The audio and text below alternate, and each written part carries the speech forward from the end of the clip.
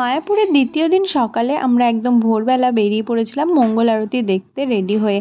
তো বৃষ্টি ভেজা সকালে মন্দির চত্বরে ঘুরতে কিন্তু খুবই ভালো লাগছিল। আমরা ঘুরতে ঘুরতে যাচ্ছিলাম আর ফার্স্টে আমরা দেখে নিয়েছিলাম প্রভুপাদের সমাধি মন্দিরটা।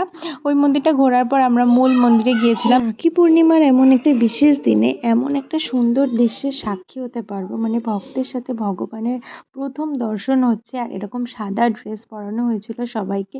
পর্দাটা খুলে ভগবানের এরকম রূপ দেখে আমার তো গায়ে কাঁটা আর চোখে জল চলে এসেছিলো। তারপর মঙ্গল আরতি দেখার পর আমরা কীর্তন করতে করতে চন্দ্রোদয় মন্দিরে এসেছিলাম। এই মন্দিরটা আন্ডার কনস্ট্রাকশন ছিল।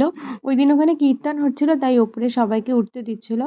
এমনি সবাইকে হয়তো উপরে অ্যালাউ করে না।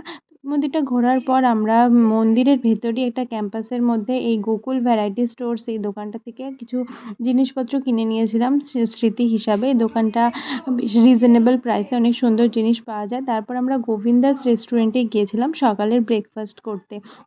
ওখান থেকে আমরা নিয়েছিলাম মশলা ধোসা আর লুচি পুরি। অ্যাকর্ডিং টু প্রাইস আইটেমগুলোর টেস্ট কিন্তু অনেকটা সুন্দর ছিল।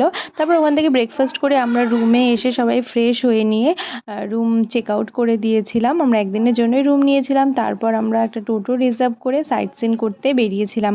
তো মায়াপুরের পরে আমরা কী কী সাইট সিন করলাম সেটা দেখার জন্য নেক্সট ব্লগ দেখতে লাগবে। দেখা হচ্ছে নেক্সট ব্লগে।